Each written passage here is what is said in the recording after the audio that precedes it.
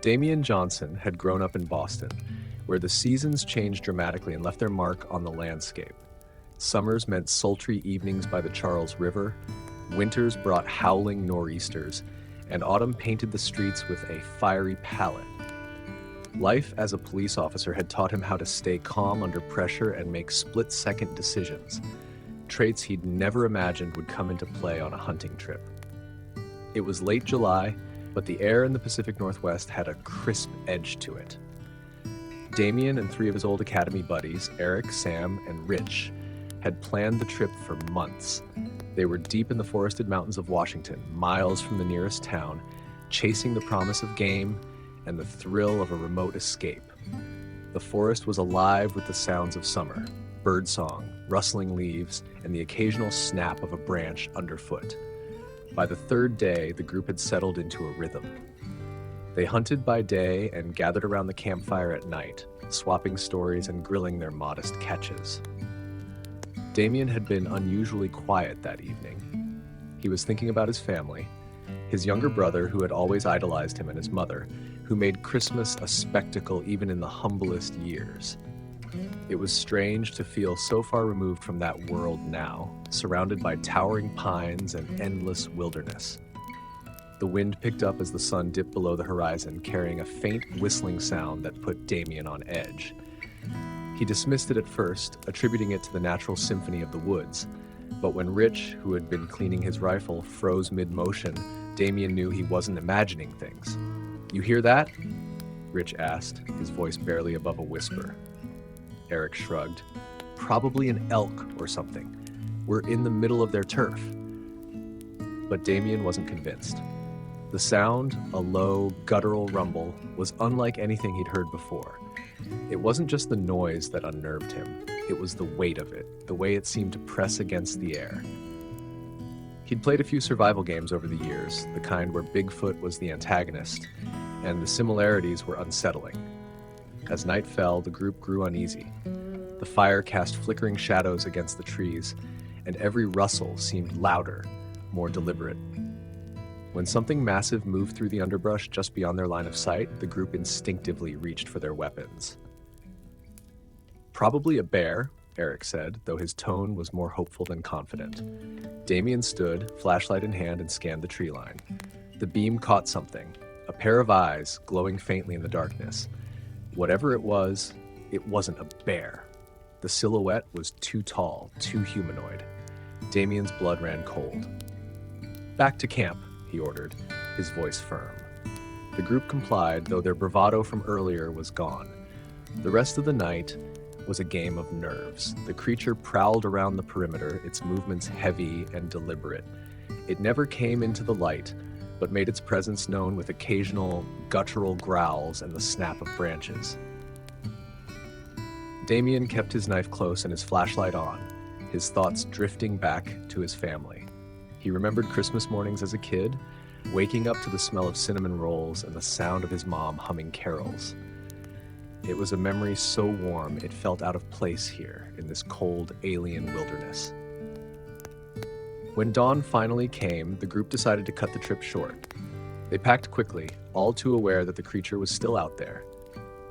As they began their trek back to the main road, the wind picked up, carrying with it an eerie howl that seemed to echo through the mountains. Halfway down the trail, the creature attacked. It moved with terrifying speed, barreling out of the trees and slamming into Rich. The impact sent him flying into a tree, where he crumpled to the ground. Damian fired his shotgun, the blast echoing through the forest, but it only seemed to anger the beast. "Run!" he shouted, grabbing Sam and Eric. They sprinted through the woods, the creature hot on their heels. The wind howled around them back, masking their frantic breaths and the pounding of their boots on the forest floor. Damian's legs burned, but he didn't dare stop. The main road came into view just as the creature let out a deafening roar. A pickup truck was approaching, its headlights cutting through the morning mist. Damian waved frantically, and the truck skidded to a stop. "Get in!" the driver yelled, not needing to be told twice. They piled into the bed of the truck, and the driver floored it, leaving the forest and its monstrous inhabitant behind. Rich didn't make it, and the guilt weighed heavily on Damien.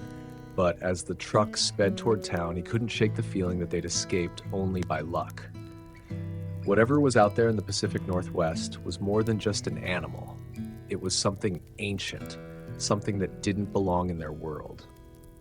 Damien never returned to those woods, but every time he heard the wind howl, he was reminded of the glowing eyes and the guttural growls of the creature that haunted his nightmares.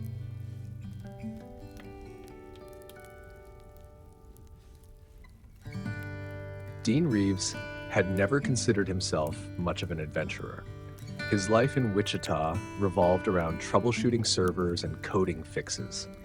The flat plains and open skies of Kansas provided a kind of predictable comfort he'd come to appreciate. So when his car sputtered to a stop deep in the Appalachian wilderness during a holiday road trip, he found himself in a situation far outside his comfort zone. It was Christmas Eve, and the sun was already sinking behind the ridgelines, casting long, jagged shadows across the snowy landscape. Dean was en route to a friend's cabin for a rare break from his IT work, hoping to reconnect with nature and leave the world of error logs and endless updates behind for a few days. But now, stranded on an icy mountain road with no cell service, nature seemed more like an indifferent force than a welcoming retreat. Dean grabbed his flashlight and emergency bag from the trunk. He figured he'd walk toward the nearest village, which the map said was only a few miles downhill. As the light faded, the forest began to feel alive in a way that made his skin crawl. The wind whispered through the bare branches, and somewhere in the distance, a low, guttural sound echoed through the trees. He froze, his breath visible in the frigid air. It wasn't a growl, not exactly. It was deeper, more resonant, like the sound of something ancient and massive shifting in the dark. Dean's mind flashed back to a movie he'd watched years ago about the Dogman, a creature of cryptid folklore said to haunt remote regions like this. At the time, he'd dismissed it as an entertaining story, but now, standing alone in the shadowy woods, the memory clawed at his rationality. He trudged forward, keeping his flashlight low to preserve the batteries. His boots crunched against the icy ground, and he tried to focus on his family back in Kansas. His dad, who always carved the turkey on Christmas Day, and his sister, who insisted on playing the same 3 carols on repeat. The warmth of those memories helped stave off the cold, but it couldn't erase the growing sense of unease. Dean decided to make camp for the night when he realized he couldn't make it to the village before total darkness. He found a small clearing, built a fire, and tried to shake the feeling that he was being watched. The wind picked up, howling like a chorus of ghosts through the mountains, but it was the snapping of a branch that made him whip around, flashlight in hand. At the edge of the firelight stood a figure, tall, impossibly broad, with glowing yellow eyes that pierced the darkness. Dean's throat went dry. The creature stepped closer, revealing long limbs and a hunched posture. Its head resembled that of a wolf, but its body was grotesquely human.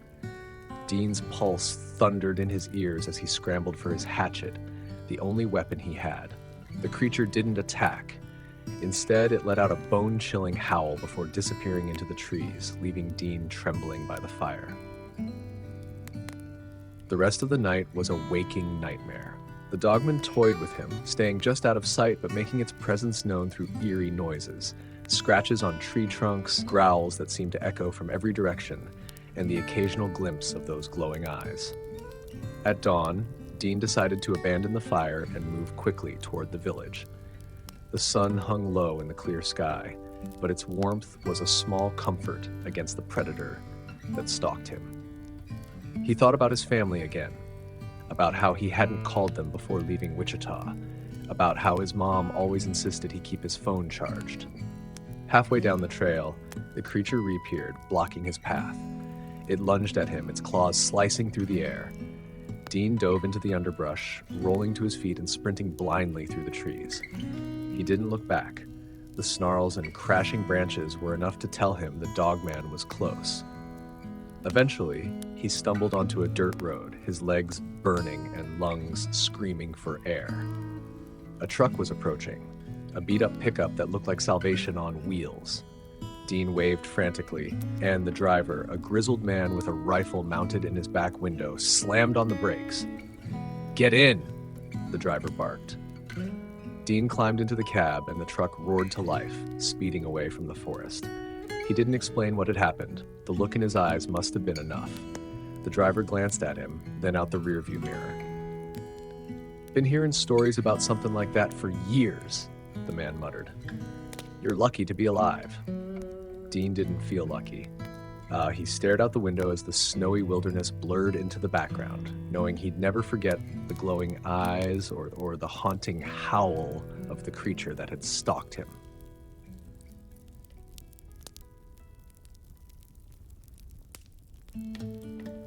Kurt Johnson had never been one for small-town legends or creepy stories. Life as an ambulance driver in Miami left little room for such things. He was used to the chaos of the city, the constant roar of sirens, and the kind of heat that made asphalt shimmer in the summer. But when his cousin offered him a chance to unwind in a cabin just outside Bladenboro, North Carolina, he didn't think twice. A few days of fresh air and quiet sounded like just what he needed. The cabin was nestled deep in the woods, far enough from the nearest town to feel completely isolated. Spring was in full bloom, with dogwood trees dotting the landscape and the air carrying the earthy scent of rain-soaked pine. The first 2 days passed uneventfully. Kurt spent most of his time fishing in the nearby creek, cooking simple meals on the old wood stove, and enjoying the kind of silence he hadn't experienced in years. It wasn't until the third night that things began to change. A storm had rolled in, the rain hammering the cabin's tin roof and lightning flashing across the sky. As Kurt sat by the fire, flipping through a book he'd brought along, a sharp sound broke through the storm's cacophony. It wasn't thunder or the groan of the wind. It was something else. He froze, straining to listen. The noise came again, a deliberate, almost taunting knock against the side of the cabin. Kurt set his book down, his pulse quickening. He thought of the tabloid articles he'd skimmed in waiting rooms over the years, stories about strange creatures spotted in the North Carolina woods. The name Wendigo surfaced in his memory, a predator from Native American folklore that symbolized insatiable hunger and savagery. Shaking his head, he dismissed the thought as absurd. But when he stepped outside with his flashlight, the beam revealed deep claw marks raked across the cabin wall. The rain hadn't washed them away, and they looked fresh. He swung the light into the woods, catching the glint of something in the shadows, eyes, reflective and unblinking, staring back at him. Kurt stumbled back inside, slamming the door and locking it. For the next hour, the creature circled the cabin, its presence felt but not seen. Occasionally, a shadow would dart across the windows, too fast and too large to be an animal. Each time, Kurt's grip tightened on the hunting knife he'd found in the kitchen drawer. The storm raged on, and Kurt found himself by the fire again, his nerves frayed. His thoughts drifted to his family, his sister, who always made elaborate Christmas dinners, his dad, who taught him how to tie a fishing lure. He realized how much he missed them, how long it had been since he'd taken time for them amidst the demands of his job. A sudden slam against the door brought him back to the present. The creature was testing the cabin's defenses, its growls reverberating through the wooden walls. Kurt knew he couldn't stay. Grabbing his backpack and the knife, he waited for a lull in the noise before slipping out the back door. The woods were a maze of rain-soaked underbrush and towering trees. Kurt moved silently, his footsteps muffled by the wet ground. Every few minutes, he paused to listen, holding his breath as the creature's guttural breathing drew closer. It was playing with him, stalking him like prey. He thought about calling his cousin, but his phone was back in the cabin, useless in this storm. Instead, he focused on putting as much distance between himself and the creature as possible. When he stumbled upon a rocky outcropping, he climbed to its peak, hoping the elevation would give him a better view of his surroundings. From there, he spotted the faint glow of streetlights in the distance. A village. Salvation within reach. But as he descended the outcrop, the Wendigo appeared, blocking his path. Its emaciated frame was terrifying, its eyes burning with an unnatural light. Kurt didn't think. He acted. He hurled a rock at its head and sprinted past as it recoiled. The chase was brutal.